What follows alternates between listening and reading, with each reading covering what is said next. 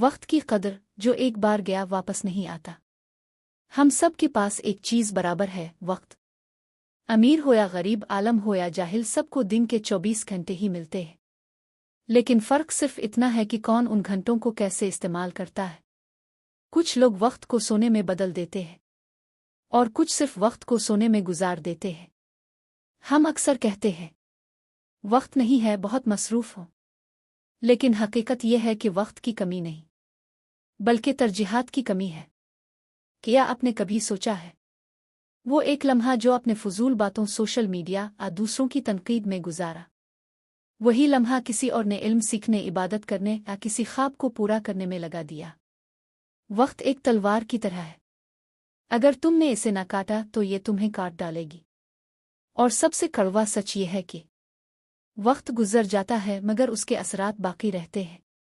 کل جو طالب علم وقت ضائع کرتا ہے، آنے والے سالوں میں وہ ناکامی کا سامنا کرتا ہے۔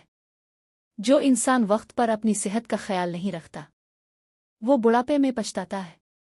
اگر آپ چاہتے ہیں کہ آپ کی زندگی میں بہتری آئے تو وقت کے ساتھ دوستی کریں، اسے اپنا دشمن نہ بننے دیں۔ ہر صبح نئی شروعات کا موقع ہے، ہر رات احتساب کا وقت ہے۔ جو دن بھر کچھ نہ کر سکے وہ رات میں سوچے کہ کل کو بہتر کیسے بنانا ہے۔ وقت کا ضیاع دراصل زندگی کا ضیاع ہے۔